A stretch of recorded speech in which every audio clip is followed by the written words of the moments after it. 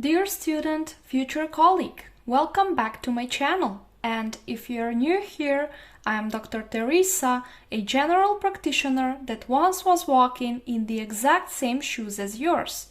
Looking for a solution to your knowledge tasks, you came here as same as I did few years ago.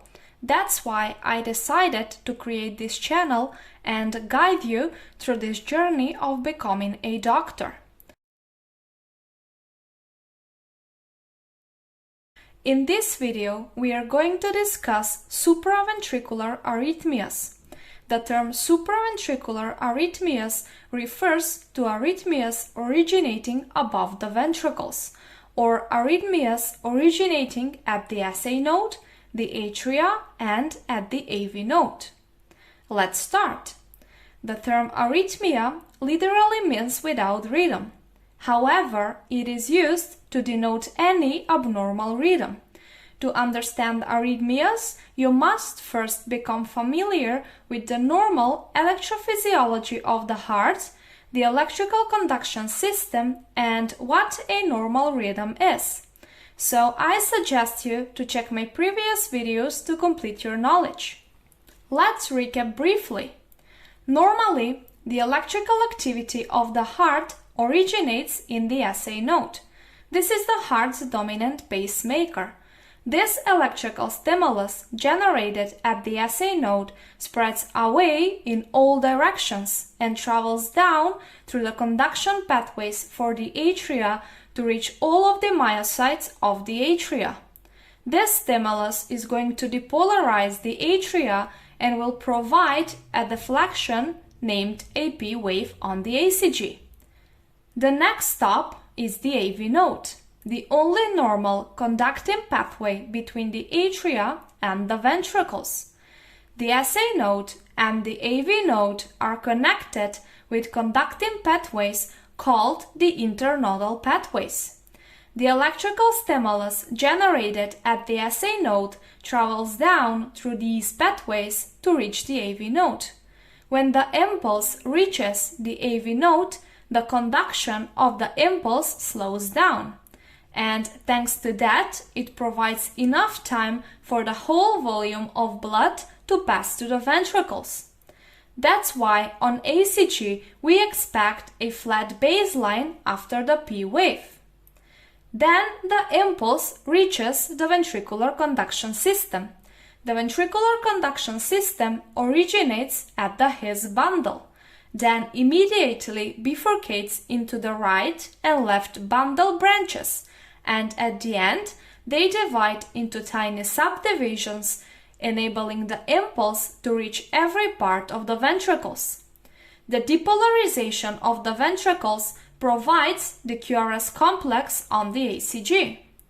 Last thing we see in a normal pattern is the T wave, which represents the final phase of the repolarization of the ventricles.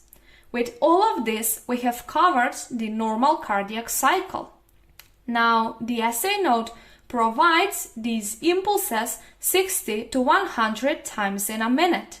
So, if everything functions properly, we expect the same looking PQRST pattern to be repeated 60 to 100 times in a minute. Now, every time you get to examine an EKG, you have to look for the criteria that denote a normal rhythm. Any disturbance of that normality will tell you that there is a present arrhythmia. The criteria for a normal rhythm are a present P wave in every cardiac cycle, every P wave followed by a QRS complex, PP intervals, or the duration of the cycles, are equal, as well as RR intervals. And lastly, the heart rate is 60 to 100 beats per minute. Since the SA node is the heart's pacemaker, this normal rhythm is called a sinus rhythm. Anything that deviates from these criteria will indicate an arrhythmia. The next thing you need to do is find out what kind of arrhythmia it is. Let's go one by one. The first thing I want to start with is a condition called respiratory sinus arrhythmia. That sounds abnormally regarding the term arrhythmia, but it is totally physiological. The ECG characteristic for this arrhythmia is slightly different duration of the cardiac cycle, or different PP intervals. During respiration, there is a slight increase in the heart rate occurring during the inspiration phase, and slightly decrease in the heart rate during the expiration phase. So you may detect a slightly different PP intervals, a slightly shortened PP intervals during inspiration, and slightly lengthened PP intervals during expiration, and this repeats with the breathing pattern. The impulses are generated at the SA node, so when looking at every cycle, we have the same looking P waves, and then the same looking QRST pattern. So if you ever get in touch with it, you should just monitor the ECG and the breathing phases of the patient. Next thing I want to talk about is the non-respiratory sinus arrhythmia. The ECG characteristics are same looking P waves or uniformal P waves in every cardiac cycle, since the impulses are generated at the SA node. Then the same looking QRST pattern.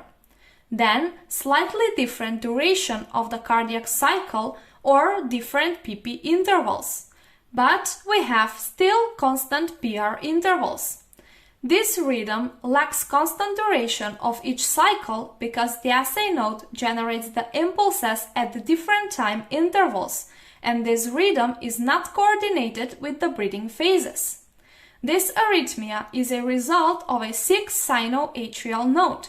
Sick sinus syndrome includes a variety of disorders that are grouped within one loosely defined clinical syndrome. The next thing I want to talk about is wandering pacemaker. Wandering pacemaker is an irregular rhythm that occurs due to the activity of a pacemaker that literally wanders from the SA node to the atrial foci almost with every cycle. The ECG characteristics are different P wave shapes, different focus has different morphology, then different PP intervals, or different length of the cycles, because every focus paces at its own inherent rate. Therefore, we have an irregular rhythm. The heart rate stays below 100 beats per minute, because all of the automaticity foci in the atria have an inherent rate somewhere between 60 to 100 beats per minute. Next comes the sinus bradycardia. If the SA node generates impulses at a rate slower than 60 beats per minute, we have a sinus bradycardia with otherwise regular rhythm. So you have a regular PQRST pattern and regular intervals, only the heart rate is slower. Usually, sinus bradycardia is an incidental finding in otherwise healthy individuals, as in athletes due to a parasympathetic axis. In most cases, they are not symptomatic until the rate drops below 50 beats per minute. In this case, the slow heart rate may reduce the blood flow to the brain and cause dizziness, lightheadedness, or even loss of consciousness, a syncope. So be careful. The opposite of sinus bradycardia is sinus tachycardia. If the SA node generates impulses at a rate higher than 100 beats per minute, we have a sinus tachycardia with otherwise regular rhythm. So you have a regular PQRST pattern and regular intervals, only the heart rate is faster. Usually, sinus tachycardia is a physiologic response to a present stressor, a stimulant, exercise, drugs, and etc. Now, if the SA node generates impulses at a rate higher than 100 beats per minute during rest without a present stressor, we have a situation with an inappropriate sinus tachycardia. The cause for it is unknown, and is usually described as a hypersensitivity of the SA node to the autonomic nervous system. Next we have focal atrial tachycardia. Focal atrial tachycardia is a form of arrhythmia originating from a single ectopic automaticity focus within the atria but outside of the SA node. The ECG characteristics are: the heart rate is above 100 beats per minute. Then we have a different shape of the P wave than the one generated at the SA node, since the impulses are generated in a focus within the atria and not the SA node. But all of the P waves are uniformal, or we call them unifocal, since only one automaticity focus fires impulses. Then we measure the PP intervals, and they are usually equal. Each P wave is followed by a regular QRS complex. Focal atrial tachycardia generally is a benign arrhythmia. A focus from the atria can become irritated by many things, and as a result may start to fire impulses fast. Now, in a highly irritable state or in a present re-entry mechanism, this atrial focus may start to fire impulses at a rate higher than 250 beats per minute and cause tachyarrhythmia named atrial flutter. In an atrial flutter, the ECG characteristics are: the atrial rate is around 300 beats per minute, while the ventricular rate is determined by the AV conduction ratio, or the degree of the AV block. The most common AV ratio is 2:1, resulting in a ventricular rate of around 150 beats per minute. The third characteristic is the appearance of a sawtooth-looking pattern of P waves between the QRS complexes. This represents a rapid series of atrial depolarization, of which only one in several will be conducted to the ventricles because of the refractory period of the AV node. Not recognizable P waves and a sawtooth-looking baseline is the hallmark for atrial flutter. And the QRS complex looks normal. So every time you see a narrow QRS complex tachycardia at a rate 150 beats per minute, you suspect an atrial flutter. Now, in another situation, when there are multiple active atrial foci firing impulses at the same time at a rate higher than 100 beats per minute, and none of them reaches dominance, we have multifocal atrial tachycardia. The name itself says that there are multiple foci firing at the same time. The ECG characteristics are at least 3 different shapes of the P waves, since every focus provides different P wave morphology on ECG. Then we have different PP intervals, or different length of the cycles. Some impulses may not be conducted, so the P wave won't be followed by a QRS complex every time. Usually, the QRS complex looks normal. The heart rate exceeds 100 beats per minute. Each focus paces at its own inherent rate, but the total combined pacing produces a rapid irregular rhythm. This arrhythmia is characteristic for very ill patients with higher stages of COPD.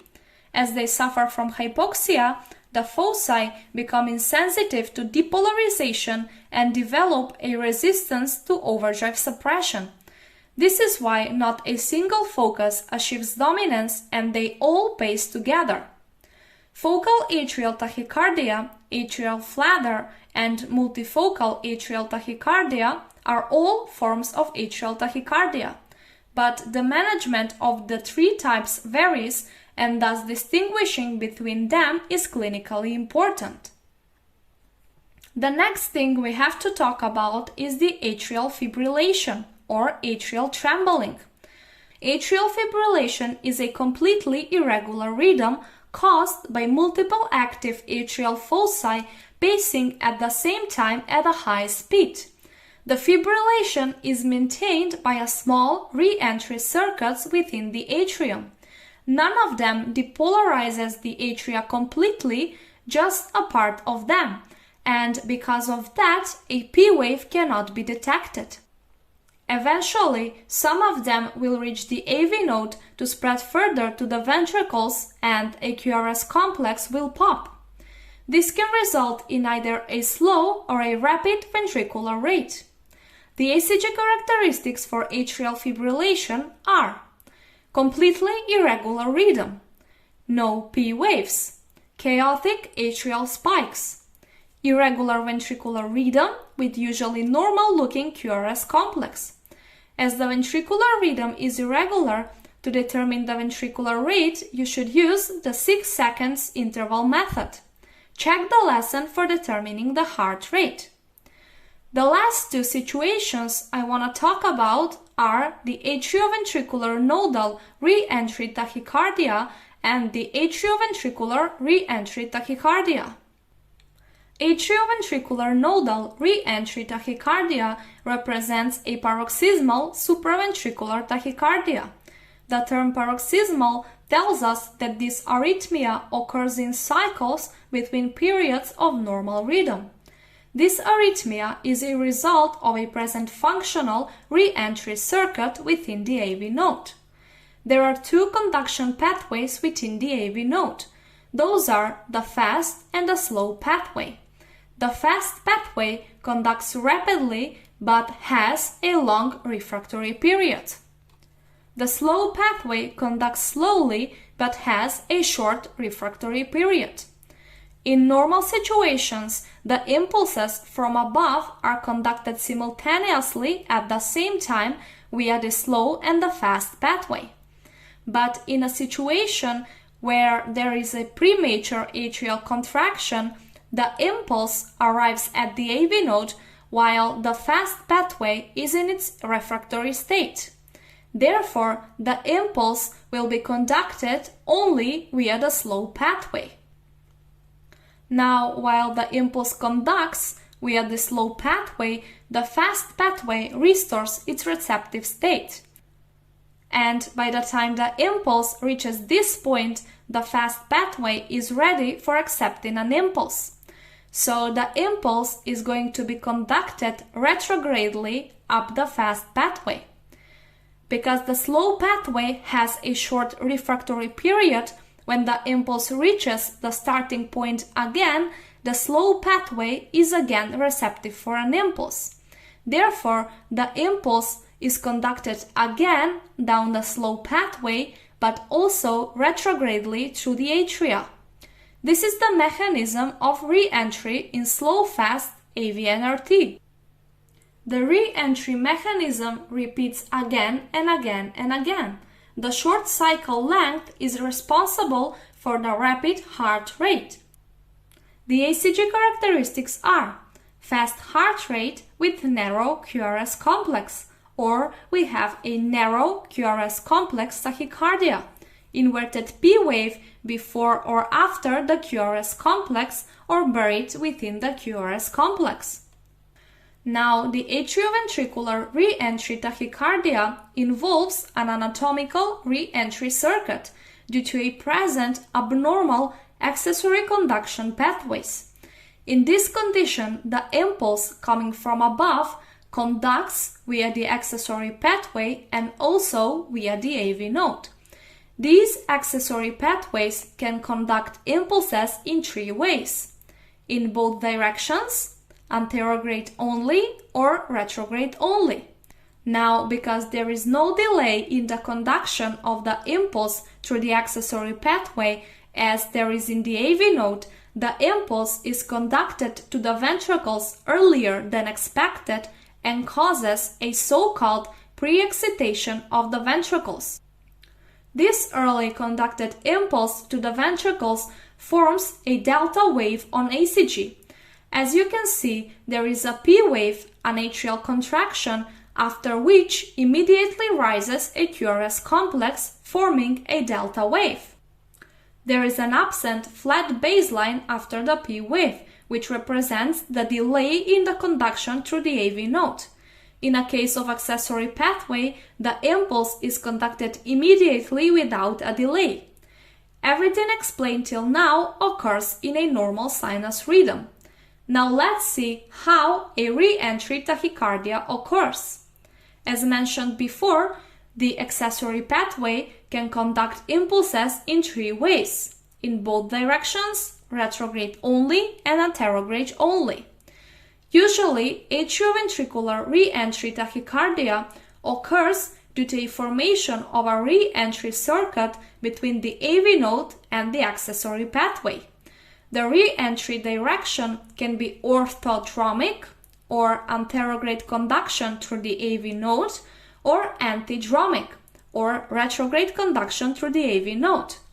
Now, in orthodromic conduction, the impulse coming from above conducts antherogradely through the AV node, resulting in a normal direction of ventricular depolarization. Then the impulse re-enters into the atria via the accessory pathway in a retrograde manner. So the accessory pathway in this situation conducts only in a retrograde manner. On the other hand, in antidromic conduction, the impulse coming from above conducts antherogradely through the accessory pathway to the ventricles, and then the impulse re-enters into the atria retrogradely via the AV node. So the accessory pathway in this situation conducts only in anterograde manner. The ECG characteristics depend on the direction of this re-entry conduction.